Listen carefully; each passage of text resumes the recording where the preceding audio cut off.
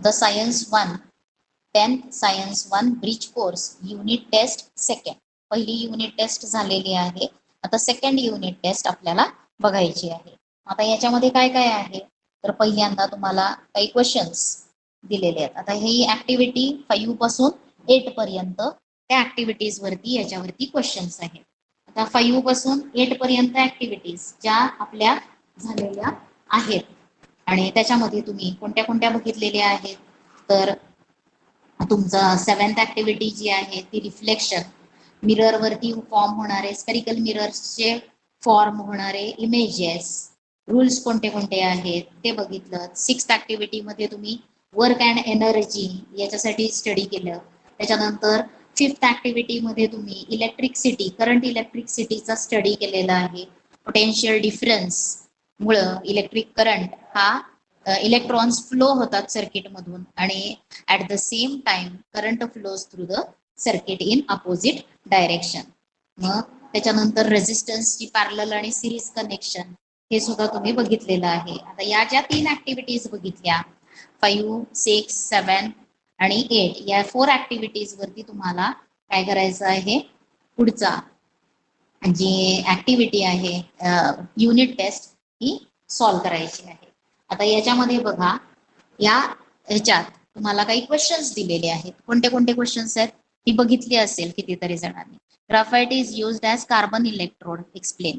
Carbon electrode म्हणून ग्राफाइटचा use केला जातो. Why graphite is used as carbon electrode because graphite is allotrope of carbon, crystalline allotrope of carbon. Graphite हा काय आहे त्याच्यामध्ये केमिकल कंपोजिशन काय आहे कार्बन आहे म्हणून ग्राफाइटचा उपयोग कार्बन इलेक्ट्रोड म्हणून केला जातो.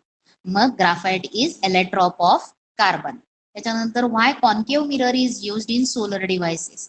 कॉन्केव्ह मिररलाच काय म्हटलेलं आहे it is a diverging mirror.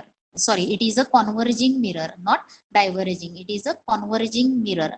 when parallel beam of light incidence on the mirror, this parallel beam of this incident light converges at a focus. They all converges at focus and at focus large amount of heat is produced and that heat is used for cooking purpose. म्हणजे काही heating device heating साठी त्याचा use केला जाणार आहे. म्हणून concave mirror मध्ये काय यूज केलं जातं सॉरी सोलर डिव्हाइसेस मध्ये कोणता मिरर यूज केला जातो कॉन्केव्ह मिरर. काय लिहिणार मग concave mirror is a converging mirror.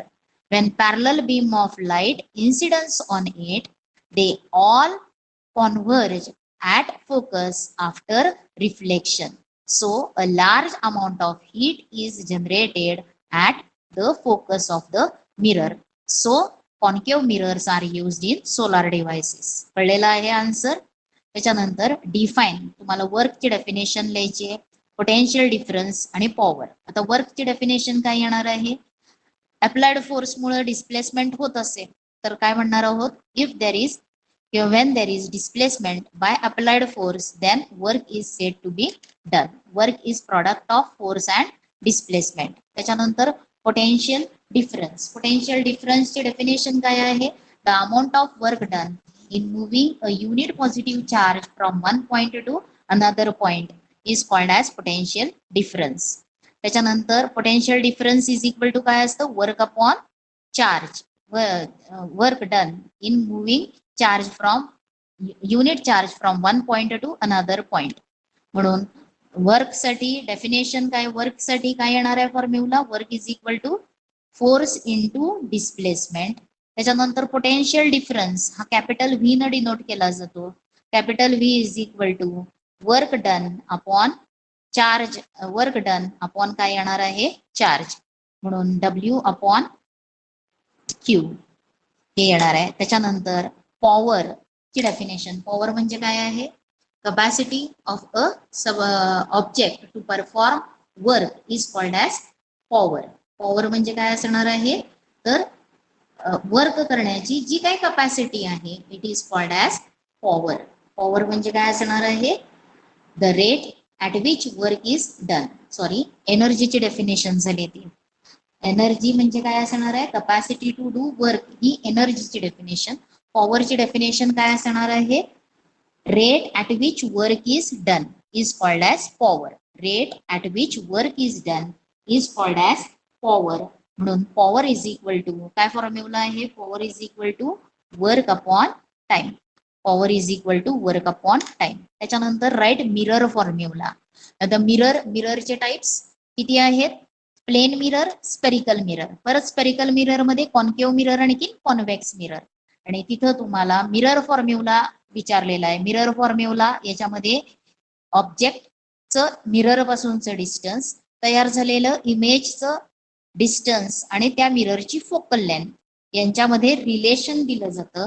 म्हणून काय आहे? 1/v plus 1/u is equal to 1/f. हा काय फॉर्म्युला आहे? Mirror formula. It is a mirror formula. काय आहे mirror formula? Mirror formula gives relation between कोणाकोणामध्ये रिलेशन मिळणार आहे? तर व्ही म्हणजे काय असणार आहे? व्ही हे काय डिनोट करतं? व्ही हे लेटर इमेज डिस्टन्स, यू हे ऑब्जेक्ट डिस्टन्स आणि एफ हे काय असणार आहे? Focal length. Image distance, object distance आणि एफ म्हणजे काय असणार आहे? त्या मिररची focal length. 1/v plus 1/u is equal to 1/f. आता which covalent bond between carbon atom is present in saturated hydrocarbon. आता सॅच्युरेटेड हायड्रोकार्बन्स यांच्यामध्ये कोणता कोव्हॅलंट बॉन्ड प्रेझेंट असतो? कोव्हॅलंट बॉन्ड्स टाइप्स आहेत. Single covalent bond, double covalent bond, triple covalent bond. Saturated hydrocarbons मध्ये carbon carbon मध्ये कोणता bond असतो? Single covalent bond. In saturated hydrocarbons मध्ये कोणता कार्बन बॉन्ड, कोणता कोव्हॅलंट बॉन्ड असणार आहे कार्बन आणि हायड्रोजन मध्ये, कार्बन कार्बन मध्ये? तर single covalent bond. Unsaturated hydrocarbons मध्ये दोन कार्बन ॲटम्स मध्ये कोणते बॉन्ड्स असणार आहेत? कार्बन कार्बन डबल बॉन्ड किंवा कार्बन कार्बन ट्रिपल बॉन्ड असणार आहे. हे कशामध्ये असणार आहेत? Unsaturated hydrocarbons. आणि सॅच्युरेटेड हायड्रोकार्बन्स मध्ये कोणता असणार आहे? कार्बन कार्बन सिंगल बॉन्ड हा प्रेझेंट असणार आहे. त्याच्यानंतर इथं तुम्हाला एक सिम्बॉल दिलेला आहे, एक इलेक्ट्रिक कंपोनंट. कोणता आहे तो electric component? It is a cell. कोणता आहे? It is a cell. Electric cell. Battery electric, it is a electric component कोणता आहे? सेल आहे. आणि त्याचा तो काय आहे? सिम्बॉल आहे. त्याच्यानंतर इथं तुम्हाला काय दाखवलेलं आहे? Electric circuit. आणि याच्यामध्ये दोन बल्ब्स कनेक्ट केलेले आहेत. इथं त्यांना प्रोव्हाइड करणारं पोटेन्शियल डिफरन्स इथं बॅटरी आहे. मग how are the bulbs connected? कसे कनेक्ट झालेले आहेत सर्किटमध्ये बल्ब्स? तर bulbs are connected in series. ते एका पाठोपाठ एक. They are connected one after the other. आता यांच्यामधून जाणारा करंट सेम असणार आहे, पण त्यांच्या अक्रॉस पोटेन्शियल डिफरन्स हे काय असणार आहे? डिफरंट असणार आहे. म्हणून हे बल्ब कसे आहेत? कोणतं कनेक्शन आहे? Series connection. त्याच्यानंतर तुम्हाला if the angle between the two mirrors is 120 degrees then find the number of images form. आता नंबर ऑफ इमेजेस फॉर्म याच्यासाठी कोणता फॉर्म्युला आहे? एन इज इक्वल टू, दोन मिरर्स मधला अँगल तुम्हाला माहिती झाला तर number of images formed n is equal to 360 upon measure of angle minus 1 हा फॉर्म्युला आहे to find the number of images. A म्हणजे दोन अँगल्स मधला, दोन मिरर्स मधला अँगल. दोन मिरर्स मधला अँगल 120, याच्यामध्ये 120 सबस्टिट्यूट करा आणि मग तुम्हाला नंबर ऑफ इमेजेस मिळणार आहेत. मग 120 जर तुम्ही इथं सबस्टिट्यूट केलं तर 360 अपॉन 120 0 0 कॅन्सल होतील आणि 12 3 आर 36. 12 3 जा किती? 36. म्हणून 3 - 1 एन ची व्हॅल्यू किती येणार आहे? 2. In which two types of compounds of carbon name the types किंवा two types of compounds of carbon. Carbon in which two types the compounds of carbon are found in nature.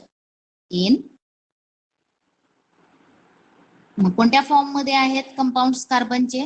Organic compounds आणखी inorganic compounds. दोन्ही form मध्ये आहेत, organic compounds आणखी inorganic compounds. त्याच्यानंतर तुम्हाला इथं काही इलेक्ट्रिकल डिव्हाइसेस दिलेले आहेत आणि ते इलेक्ट्रिकल डिव्हाइसेस यूज करून सर्किट पूर्ण करायचं आहे.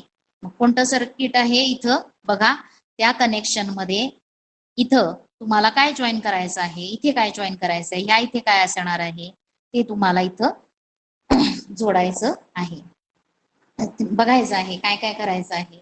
मग आता त्याच्यामध्ये तुम्हाला हा काय आहे, रेजिस्टन्स आहे, हे सेल आहे किंवा बॅटरी त्याला म्हणा, ॲमीटर, व्होल्टमीटर, त्याच्यानंतर काय आहे, स्विच की आहे, आणखीन हा व्हेरिएबल रेजिस्टन्स आहे. आता हे सर्किट आपल्याला कसं करायचं, कसं आहे येणार आहे ते बघा. आता इथं काय जो जॉईन करायचं आहे, इथं असणार आहे तुमचा रेजिस्टन्स, त्याच्यानंतर तुम्हाला इथं ॲमीटर जॉईन होणार आहे, रेजिस्टन्सच्या इथं वरती व्होल्टमीटर असणार आहे, इथं सेल, आणखीन काय असणार आहे, स्विच हे असणार आहे. आता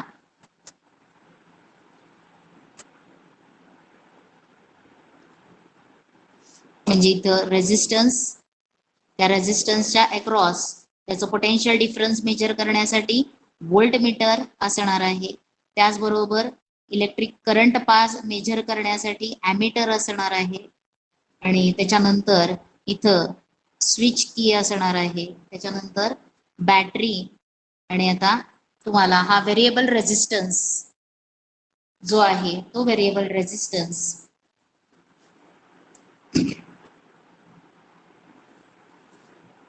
हे तुम्हाला या इथे जोडता येणार आहे, आणि त्याच्यात मधून रेजिस्टन्स जर व्हॅरी झाला तर जाणारा करंट सुद्धा काय होणार आहे, चेंज होणार आहे, असं येईल. कळलंय. आता त्याच्यानंतर तुम्हाला एक एक्झाम्पल दिलेला आहे, 3 resistors 15 ohms, 20 ohms, 10 ohms are connected in parallel. कसे जोडलेले आहेत ते, पॅरलल मध्ये जोडलेत, आणि तुम्हाला काय फाइंड करायचंय, find the effective resistance of the circuit. आता याच्यामध्ये 3 रेजिस्टर्स आहेत, and how they are connected, they are connected in parallel, ते पॅरलल मध्ये जोडलेले आहेत, म्हणून तिथं आता effective resistance for 3 resistors in parallel, त्याच्यासाठी फॉर्म्युला तुम्हाला R1 ची व्हॅल्यू दिली आहे, R2 दिलेलं आहे, आणि R3 पण दिलेलं आहे. What is R1? R1 is equal to 15 ohms, R2 is equal to 20 ohms, आणि R3 किती आहे, 10 ohms. Effective resistance of for parallel combination of resistance is given by RP. म्हणून फॉर्म्युला काय आहे, 1/RP is equal to 1/R1 plus 1/R2 plus 1/R3. आणि मग त्या values घाला काय काय दिलेल्या आहेत त्या. R1 किती आहे, 1/15 प्लस 1/20 प्लस 1/10. आता यांच्यामध्ये यांचा काय बघणार आहोत आपण, आता एलसीएम घ्या, किंवा सरळ एलसीएम जर घेतला तर त्यांचा एलसीएम किती येणार आहे, 300. मग 15 कितीचा येणार आहे, 20चा, प्लस 20 15चा, आणि 10 कितीचा येणार आहे, 30चा.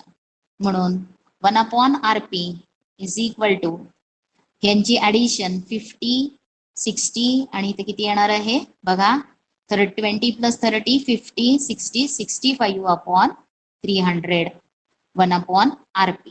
Therefore RP is equal to, reciprocal घ्या, 300/65.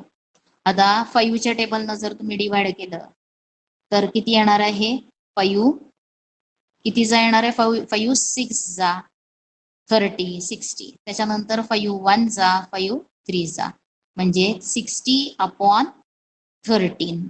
आता ह्याचा सिम्प्लिफाय तुम्ही करू शकता, 13च्या टेबलनं 60ला डिवाइड करा, आणि किती येणार आहे, 13 4 16 5 65 जाणार नाही, 13 5 म्हणून 16 5 4 म्हणजे तुम्हाला 4 पॉइंट किती येणार आहे, तर 52 8 राहतील 0, आणि मग 5 6 30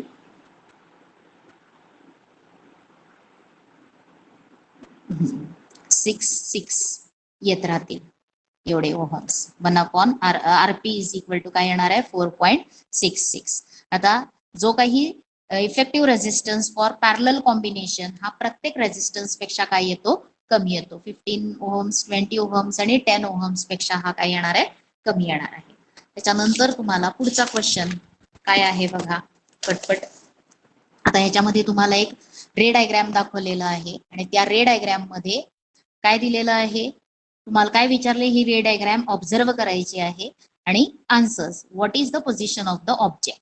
आता ऑब्जेक्ट हा कुठं प्लेस झालेला आहे, पहिल्यांदा हा टाइप ऑफ मिरर कोणता आहे, कॉन्केव्ह मिरर, ही त्याची प्रिन्सिपल आहे. हा फोकस, हा centre of curvature. Object A B is placed between centre of curvature and focus. मग ऑब्जेक्टची पोझिशन काय आहे, between centre of curvature and focus.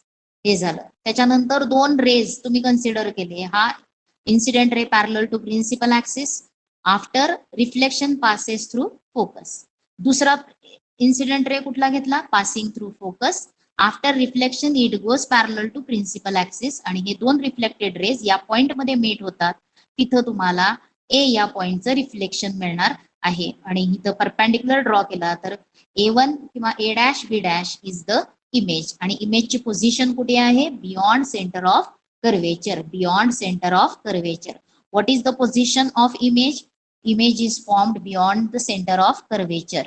Nature of image काय आहे, इमेज ही ऑब्जेक्ट पेक्षा मोठी आहे, मॅग्निफाईड इमेज आहे आणि कशी आहे, व्हर्च्युअल इन्व्हर्टेड. व्हर्च्युअल आहे का, तर it is real image, real and inverted image, real and inverted image, virtual नाही. इथे ऍक्च्युअल मीट होतात रिफ्लेक्टेड रेज, म्हणून इथं रियल इमेज फॉर्म होणार आहे.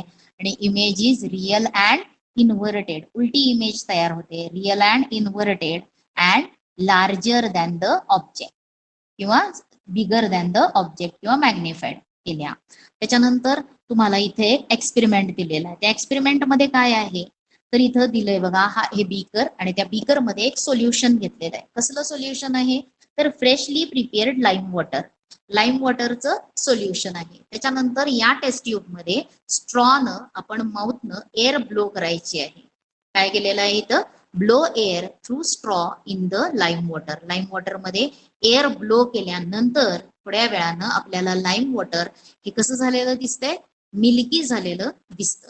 आणखी what is the reason behind the change. मग lime water turns milky when after blowing air in the lime water through our mouth. Air कशी ब्लो केलेली आहे, थ्रू आवर माउथ. मग माउथ मधून एअर ब्लो केल्यामुळं या एअर, माउथच्या एअर मध्ये काय प्रेझेंट आहे, कार्बन डायऑक्साईड गॅस. तो कार्बन डायऑक्साईड जो आपला एक्झलेशन मध्ये बाहेर जाणार आहे, तो त्या माउथ मधून काय होणार आहे, या पाईप मध्ये स्ट्रॉ मधून लाईम वॉटर मध्ये ब्लो झाल्यावरती कार्बन डायऑक्साईड लाईम वॉटर मध्ये जाणार आहे, रिॲक्शन होणार आहे आणि लाईम वॉटर टर्न्स मिल्की. कळलेलं आहे, lime water turns milky because carbon dioxide from exhalation, आपल्या बॉडीमध्ये असलेला एअर मध्ये काय प्रेझेंट असणार आहे, आपण ब्लो करतो त्यावेळेस आपल्या शरीरातली हवा बाहेर टाकतो, म्हणजेच त्या एअर मध्ये काय प्रेझेंट असणार आहे, कार्बन डायऑक्साईड प्रेझेंट असणार आहे. when carbon dioxide passes through lime water lime water turns milky. हे येणार आहे. ह्या एक्सपेरिमेंट वरून काय कळतं, तर आपल्या माउथ मधून बाहेर जाणारी जी काही हवा आहे, बाहेर पडणारी, त्याच्यामध्ये काय प्रेझेंट असणार आहे, कार्बन डायऑक्साईड गॅस. आणि हा लंग्स मधून म्हणजे जे रेस्पिरेटरी सिस्टीम, रेस्पिरेशन मध्ये, इन्हलेशन मध्ये जी एअर घेतो त्याच्यातला ऑक्सिजन ब्लड मध्ये मिक्स होणार आहे आणि ब्लड मधला, इम्प्युअर ब्लड मधला कार्बन डायऑक्साईड पुन्हा काय होणार आहे, लंग्स मधून, विंड पाईप मधून, नॉस्ट्रिल्स मधून एक्झेल केला जाणार आहे. मग तो कार्बन डायऑक्साईड आणि त्या कार्बन डायऑक्साईड मुळे हे मिल्की झालेलं आहे. त्याच्यानंतर पुढचा क्वेश्चन, याच्यामध्ये तुम्हाला हे युनिट जे दिसतं हे फायर एक्सटिंग्विशर आहे. The which gas is release from fire extinguisher. कोणता गॅस रिलीज होत असतो, कार्बन डायऑक्साईड. आणि राईट वन प्रॉपर्टी, त्याची एक प्रॉपर्टी, आणखीन एक यूज लिहायचा आहे. त्याचा यूज कशासाठी होणार आहे, स्मॉल फायर्स जे आहेत ते एक्सटिंग्विश करण्यासाठी यूज होणार आहे. आणि त्याचा यूज म्हणजे ते पोर्टेबल असणार आहे, इझिली ऑपरेट करता येणार आहे. आणि त्याचे युजेस असूनही तुम्हाला जे ऍक्टिव्हिटी दिलेली आहे त्याच्यामध्ये बघितलेलं असेल तुम्ही, त्याच्यात लक्षात येतील, अजूनही काय काय लिहायला येणार आहे. मग पोर्टेबल आहे, इझी टू कॅरी, आपल्याला ते इझिली कॅरी करता येणार आहे, हे त्याची एक प्रॉपर्टी आहे. आणि त्याचबरोबर त्याच्यामध्ये काय होणार आहे, प्रेशरनं काय होणार आहे, गॅस CO2 गॅस बाहेर पडू शकतो आणि त्याच्यामुळे फायर एक्सटिंग्विश होणार आहे. म्हणजेच ह्या लार्ज फायरसाठी याचा यूज होणार नाही, तर स्मॉल फायर्स म्हणजे त्याच्यासाठी एक्सटिंग्विश करण्यासाठी यूज केला जाणार आहे. अजूनही काय आहे, त्याचं कोरोजन होणार नाही, it do not cause corrosion, corrosion होणार नाहीये. आणखीन नॉन कंडक्टर्स ऑफ इलेक्ट्रिसिटी, कसा आहे, कार्बन डायऑक्साईड हा जो आहे तो याच्यातून जो बाहेर पडणारा आहे तो नॉन कोरोजिव्ह आहे आणि बॅड कंडक्टर ऑफ इलेक्ट्रिसिटी, त्याच्यामुळे हे युजफुल आहे. त्याच्यानंतर difference between kinetic energy, potential energy. Kinetic एनर्जीची डेफिनेशन, पोटेन्शियल एनर्जीची definition. The energy acquired by the object due to its motion is called as kinetic energy. The energy acquired by the object due to its state, त्याच्या state वरून किंवा position वरून असेल तर त्याला काय म्हणायचे, पोटेन्शियल एनर्जी. आणि मग तुम्हाला त्यांचे एक्झाम्पल्स द्यायला येतील. कायनेटिक एनर्जीचा formula KE is equal to half mv². Potential एनर्जीचा formula PE is equal to mgh. Kinetic एनर्जीचे example falling water, flowing water. आणि त्याच्यानंतर पोटेन्शियल एनर्जीचं एक्झाम्पल बाउंडेड स्प्रिंग, त्याच्यानंतर कॉम्प्रेस्ड स्प्रिंग किंवा वॉटर स्टोर्ड ऍट हाईट याच्यामध्ये, किंवा डॅम म्हटलं तरी चालेल. त्याच्यानंतर conductors and insulators. Conductors good conductor of electricity, insulators poor conductor of electricity. Conductors have low resistance, insulators have very high resistance. आणि मग एक्झाम्पल्स मेटल्स जे आहेत ते कंडक्टर्स आहेत. त्याच्यानंतर इन्सुलेटर्स मध्ये रबर, प्लास्टिक, ग्लास हे काय असणार आहेत. त्याच्यानंतर चायना क्ले, पोर्सिलिन, मायका, एस्बेस्टॉस हे सगळे काय आहेत, इन्सुलेटर्स आहेत. त्याच्यानंतर पुढचा क्वेश्चन कोणता आहे, आपल्याला इथे एक इलेक्ट्रिक सर्किट दिलेलं आहे आणि त्या इलेक्ट्रिक सर्किटमध्ये इलेक्ट्रिक सर्किट कंप्लीट करण्यासाठी कशाचा यूज केलेला आहे, पेन्सिल. त्या पेन्सिलचं लीड आहे, त्या पेन्सिलच्या लीडला काय केलेलं आहे, कंडक्टिंग वायर्स जॉईन केल्या आहेत आणि सर्किट कंप्लीट केलेलं आहे. What will happen when current flows through the electric circuit. Electric circuit मधून करंट फ्लो झाला तर काय होईल, तर the bulb will glow. The bulb will glow. आता बल्ब ग्लो केव्हा होणार आहे, तर सर्किटचा पाथ कंप्लीट झाल्यावरतीच इलेक्ट्रिक बल्ब ग्लो होणार आहे. म्हणून इथं the path of electric circuit is completed. आणि ते कम्प्लीट करण्यासाठी कोण हेल्प करणार आहे, पेन्सिल. पेन्सिल मध्ये असलेलं ग्राफाईट लीड, हे कशाचं, पेन्सिलचं लीड जे आहे ते कशाचं बनलेलं असतं, ग्राफाईट. आणि graphite is good conductor of electricity. मग what will happen, the bulb will glow when electric current passes through the circuit. The name the substance present in pencil. Pencil मध्ये कोणता सबस्टन्स आहे, लीड प्रेझेंट आहे. पेन्सिलचं lead, sorry ते कशाचं बनलेलं आहे, graphite. Pencil मध्ये कोणता सबस्टन्स आहे, ग्राफाईट प्रेझेंट आहे. म्हणून ग्राफाईट हा सबस्टन्स प्रेझेंट आहे. आणि which property of substance is seen in the experiment, graphite is good conductor of electricity. It conducts electricity. ही प्रॉपर्टी या एक्सपेरिमेंट वरून दिसते. त्याच्यानंतर in this figure you have shown given 3 ray diagrams and you have to write the rules. हे ray diagrams आहेत. Spherical mirror मधला concave mirror मध्ये incident ray, ज्या टाईप इन्सिडेंट रे प्रिन्सिपल ऍक्सिसला पॅरलल असेल त्यावेळेस after reflection it passes through focus, हा पहिला रूल. त्याच्यानंतर incident ray when passes through focus it goes parallel to principal axis, reflected ray goes parallel to principal axis, हा second rule आहे. आणि third rule काय आहे, when incident ray passes through center of curvature then the reflected ray traces the same path, त्याच line मध्ये तो परत जाणार आहे. the reflected rays traces the same path, हे थर्ड रूल आहे. हे रूल्स तुम्हाला डायग्राम वरून लिहायचे आहेत. मला वाटतंय आता ही टेस्ट तुम्हाला लक्षात आलेली असेल काय काय करायचं आहे. तर त्या टेस्ट मध्ये तुम्हाला ही टेस्ट सॉल्व्ह करायची आणि ही सेकंड टेस्ट मला सेंड करायची आहे. तुमच्या दोन्हीही टेस्ट सायन्स वरती अजूनही पुढं थोडं आहे, अजूनही या सायन्स 1 मधले ऍक्टिव्हिटीज आहेत आणि ते कम्प्लीट झालं की सायन्स 2 साठी आपण सुरुवात करूयात. आता त्याच्यानंतरचा जो 9th ऍक्टिव्हिटी जी आहे ती 9th ऍक्टिव्हिटी कशासाठी आहे, तर कार्बन म्हणजे organic compounds, inorganic compounds, hydrocarbons, त्याच्यानंतर त्याचेच कंपाऊंड्स आणि त्यांचे म्हणजे ऑर्गॅनिक कंपाऊंड्स मध्ये कोव्हलंट कंपाऊंड्स, कोव्हलंट बॉन्ड्स जे फॉर्म होतात, कोव्हलंट कंपाऊंड्स असतील तर त्यांचे प्रॉपर्टीज कोव्हलंट कंपाऊंड्सच्या, त्याच्यानंतर सॅच्युरेटेड हायड्रोकार्बन्स आणि अनसॅच्युरेटेड हायड्रोकार्बन्स हा एवढा पार्ट पुढच्या ऍक्टिव्हिटी मध्ये आपल्याला बघायचा आहे. आता पहिल्यांदा तुम्हाला ऑर्गॅनिक कंपाऊंड्स कशाचे असतात, तर ऑर्गॅनिक कंपाऊंड्स आपल्याला हे कुणापासून मिळतात, तर प्लांट्स आणि ॲनिमल्स पासून डायरेक्ट मिळतील किंवा इनडायरेक्ट मेथड मिळतील. मग the compounds which are obtained from plants and or animals by direct method or indirect method are called as organic compounds.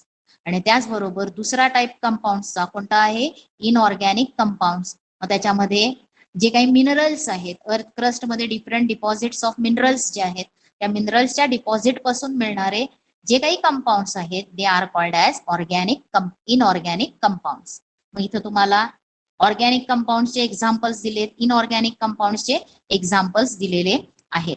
मग त्याच्यामध्ये paper, petrol, wax, natural gas, sugar, proteins हे सगळे काय आहेत, ऑर्गॅनिक कंपाऊंड्स. इनऑर्गॅनिक कंपाऊंड्स मध्ये salt, iron, water, hydrochloric acid, carbon dioxide, glass हे काय येणार आहेत, इनऑर्गॅनिक कंपाऊंड्स. आता हायड्रोकार्बन्स म्हणजे काय आहेत, तर आता हायड्रोकार्बन्स यांचा कोणते कंपाऊंड्स आहेत हे, तर organic compounds. Hydrocarbons are the basic organic compounds म्हणजे त्याच्यामध्ये तुम्हाला हायड्रोकार्बन्स जसा तुम्ही कार्बन स्टडी केला त्यातलाच थोडा पार्ट तुम्हाला हायड्रोकार्बन्स सुद्धा बघायचा आहे. आणि हायड्रोकार्बन्स म्हणजे काय आहेत, कार्बन आणखीन हायड्रोजन यांच्यापासून असले म्हणजे सगळ्या mostly organic compounds contains carbon element and the second is hydrogen. त्याच्यानंतर अजूनही थोड्या प्रमाणामध्ये काहींमध्ये ऑक्सिजन प्रेझेंट असेल, सल्फर प्रेझेंट असेल, क्लोरीन, आयोडीन, ब्रोमीन असे थोड्या प्रमाणामध्ये प्रेझेंट असणार आहेत. आता सर्वात लहान ऑर्गॅनिक कंपाऊंड हायड्रोकार्बन कोणता आहे, मिथेन आहे. कोणता आहे, मिथेन. हा मिथेनचा स्ट्रक्चरल फॉर्म्युला आहे आणि CH4 हे त्याचा काय आहे, फॉर्म्युला आहे. आता ऑर्गॅनिक कंपाऊंड्स मध्ये कोणता बॉन्ड प्रेझेंट असतो, covalent compounds. Organic compounds are also called as covalent compounds. Covalent compounds, आता याच्यामध्ये covalent compounds have low melting point and boiling point. Generally they are insoluble in water and soluble in organic solvents and they are poor conductor of heat and electricity. आता organic compounds तुम्ही sugar जर घेतली तर sugar solution मधून electricity pass होत नाही. तुम्ही electrolysis जे बघितलं, सल्फ्युरिक ऍसिड ऍड केलं, त्याच्यानंतर सोडियम क्लोराईड ऍड केलं वॉटरमध्ये आणि जर तुम्ही इलेक्ट्रोलायसिस ही प्रोसेस केली तर त्याच्यामधून इलेक्ट्रिसिटी कंडक्ट होते. पण जर आपण शुगर सोल्युशन घेतलं, युरियाचं सोल्युशन घेतलं, इथं बघा शुगर, युरिया यांचं सोल्युशन मधून जर पास केलं इलेक्ट्रिक करंट तर बल्ब ग्लो होत नाही. This shows that sugar, urea are not ionic compounds, they are covalent compounds. कसले कंपाऊंड्स आहेत ते, कोव्हलंट कंपाऊंड्स. मग आता कोव्हलंट कंपाऊंड्सच्या प्रॉपर्टीज काय असतात, तर covalent compounds are they have low melting point and boiling point. त्यांचा मेल्टिंग पॉइंट आणि बॉइलिंग पॉइंट काय असतो, लो असतो. Generally they are insoluble in water आणखीन and soluble in organic solvents. Alcohol मध्ये डिझॉल्व्ह होतील, ऑर्गॅनिक सॉल्वंट्स क्लोरोफॉर्म किंवा alcohol याच्यामध्ये डिझॉल्व्ह होतील पण वॉटरमध्ये डिझॉल्व्ह होणार नाहीत. आणि they are poor conductor of heat and electricity. आता त्याच्यातलाच हायड्रोकार्बन्स. आता याच्यामध्ये बघा सर्वात कमी कोणता आहे, मिथेन. इथं तुम्हाला त्याचा स्ट्रक्चरल फॉर्म्युला दाखवलाय आणि electron dot structure of carbon पण मिथेन पण दाखवलेला आहे. आता कार्बन चे जर आपण कंपाऊंड्स बघितले तर carbon have infinite number of किंवा innumerable compounds of carbon are present in nature. मग हे पॉसिबल का आहे, तर कार्बनची व्हॅलन्सी किती आहे, 4. कार्बनची व्हॅलन्सी आहे 4. कार्बनचं ॲटॉमिक नंबर 6 आहे, इलेक्ट्रॉनिक कॉन्फिगरेशन 2 4 आणि त्याची व्हॅलन्सी किती आहे 4. आता त्याच्यानंतर म्हणजे त्याला स्टेबल होण्यासाठी तो 4 इलेक्ट्रॉन्स डोनेट पण करणार नाही, 4 इलेक्ट्रॉन्स तो ज्यादा एक्सेप्ट पण करणार नाही, पण हे 4 इलेक्ट्रॉन्स तो शेअर करणार आहे इतर 4 ॲटम्स बरोबर. म्हणून शेअरिंगनं जो बॉन्ड तयार होतो, शेअरिंग ऑफ इलेक्ट्रॉन्स जर झालं तर जो बॉन्ड तयार होतो, केमिकल बॉन्ड तयार होतो, त्याला काय म्हटलंय, कोव्हॅलेंट बॉन्ड. म्हणून कार्बन हा कोव्हॅलेंट बॉन्ड फॉर्म करू शकतो. आता याच्यात कार्बनचं म्हणजे तो देणार पण नाही 4 इलेक्ट्रॉन्स आणि 4 इलेक्ट्रॉन्स तो घेणार पण नाही, तर तो काय करणार आहे, घेणार आहे. आता ह्याच्यावरती आपण पुढं थोडं स्टडी करूयात, नंतर स्टॉप करते.